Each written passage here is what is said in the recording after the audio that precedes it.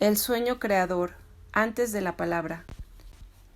En principio, cualquier contenido del soñar podría ser el germen de una creación de la palabra, a condición de que presente o envuelva una situación esencial que puede igualmente llamarse existencial del hombre en la vida.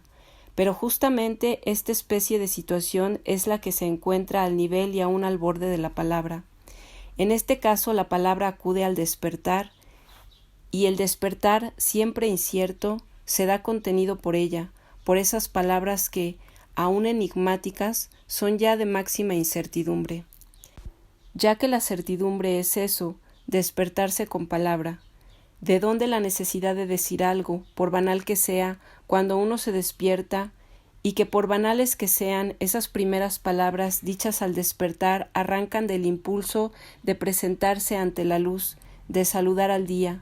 de llamar al semejante, de invocar algún amparo? Y el acudir de la palabra es, cuando no un amparo, por lo menos una asistencia del propio ser que por ella se identifica. Y existen también la palabra dentro del soñar mismo, la palabra soñada, la palabra que transita como habiéndose escapado de algún lugar de donde la palabra rara vez suele venir, de ese remoto silencio, fondo, horizonte, océano de silencio de donde llegan las palabras sueltas, solas, como sin dueño, las palabras que visitan y que se presentan cuando el sujeto, dormido o en vela, no está en situación de hablar ni pretende hacerlo. Son palabras reveladoras, aunque su revelación no se entienda o aunque no traiga ninguna manifestación determinada. Pueden ser reveladoras simplemente de la palabra misma, del misterio de la palabra. Nada tienen que ver tales palabras o tal modo con la expresión, son más bien el ejemplo puro de la palabra no expresiva, que sólo manifiestan,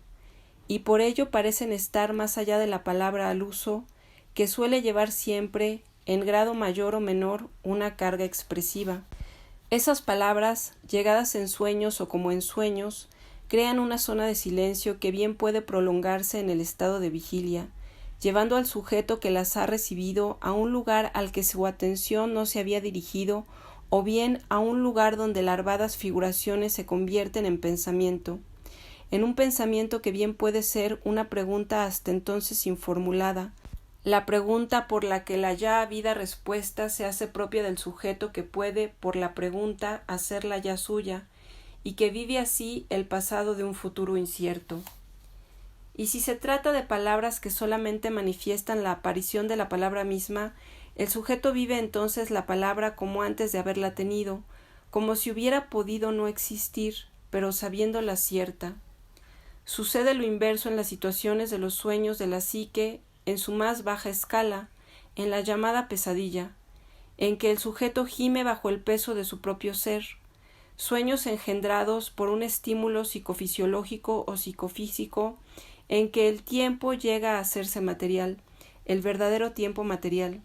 Las sensaciones que ocupan el recinto de la temporalidad se funden en ella por completo,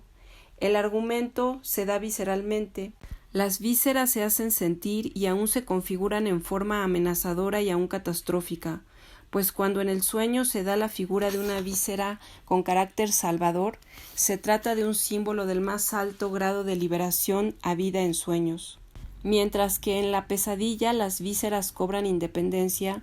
como si se hubieran asimilado a esa resistencia ciega, materia que se erige frente a la vida y contra ella, lo que origina la reacción defensiva, un grito que no tiene prosecución en palabra, tal como sucede en la realidad cuando el horror de una tortura ha sido llevado hasta el límite, lo que parece que hayan sabido siempre los que usan de la tortura. Después de ciertos gritos no se habla, ya no es posible hablar de eso que los ha originado, y a veces de nada, por un cierto tiempo a lo menos. Se trata, pues, del modo de soñar más alejado de la palabra, en el que la palabra se anega en la total mudez con el grito. Pues quizá el grito está separado por algún abismo insalvable de la palabra. El grito y aún la interjección pertenecen a un nivel distinto de la palabra. Desde el punto de vista de la temporalidad, el grito consume el tiempo íntegramente, lo llena, mientras que la palabra no se da sin un cierto vacío en el tiempo, sin una pausa. Sin pausas y sin silencio no hay palabras. El grito procede de lo lleno y por ello quedará siempre en él un núcleo irreductible, como sucede con todo lo lleno cuando se quiere explicar. El lleno, lo compacto, está dado en los sueños en virtud de la temporalidad que los envuelve, pero en ella existen niveles en que el tiempo se insinúa ya, y se abren también grietas, fisuras por donde el tiempo aparece, y en cambio, en estos sueños viscerales la temporalidad se hace impenetrable, como cerrada sobre sí misma. Son sin duda sueños prenatales, despertados por un estímulo psicofisiológico.